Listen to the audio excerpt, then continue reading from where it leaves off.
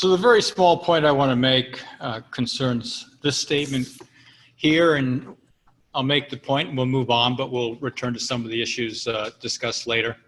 And if you go ahead and read this story, it's only 4 or 5 pages. It's very short. We'll probably read an even shorter story later. But this is, that statement is unusual. And here's just some of the themes that are addressed by the RobotDreams story. But, you know, if Elvix can't hear or receive any percepts in the world at all, then how does Elvix hear its name? It seems a contradiction.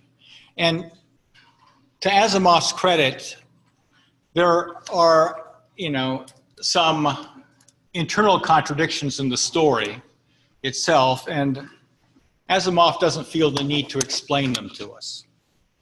You know, there's no side note or footnote, but, and we'll return to this idea of cognitive architectures later, but one way that we might interpret this is in cognitive architecture, and this is from the Icarus architecture, and there's some other cognitive architectures out there. And what's noteworthy about cognitive architectures is those people in academia that really are interested in general artificial intelligence do their research in what is called cognitive architectures or integrated intelligence. They're interested not just in machine learning applied to some task, but they might be interested in lifelong machine learning. What does it mean for a machine to continually learn for its lifetime? Not just in one topic area, but many topic areas, and to build analogies between those areas. So people working cognitive architectures are very often interested in, they are interested in something much more holistic and much more general than some of the stovepiped areas of AI. But here's an example of a cognitive architecture. It has a number of modules here that can be implemented.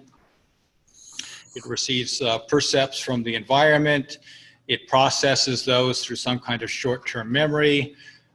These percepts are categorized relative to concepts in long-term memory, as well as triggering skills that should be applied if skills and actuation is necessary and planning is necessary.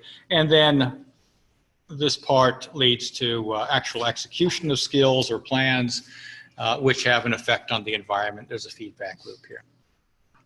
So one way, and again, when we talk about different things, we talk about machine learning, we'll be returning to architectures like this and talk about how machine learning can be used to organize the conceptual memory of an agent like this. You know, machine learning is used in at least 2 different ways. Nowadays, it's primarily as a class of methods for data analysis. But you can also think of machine learning as a way of organizing. An agent organizes its memory, just as we use learning to organize our memories. But the way that we might interpret this and make sense of it, this apparent contradiction in the story, is this perceptual buffer has some machinery sufficient to recognize when its name is mentioned and who mentioned the name. And unless Dr. Calvin says the word Elvix, that percept doesn't get beyond the perceptual buffer. It's eliminated. And so the rest of this apparatus is not awakened until something passes the perceptual buffer. So if the other participant in the story mentions Elvix's name, it doesn't trigger this.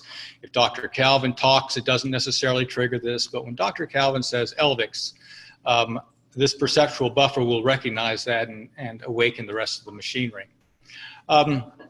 Again, we'll come back to this in many cases. When we talk about planning, we'll talk about this module. When we talk about machine learning, we'll talk about a number of modules. If we get into robotics, we'll talk about some of the stuff over here. Again, read the story if you get a chance. It's a fun story. It has a somewhat satisfying ending.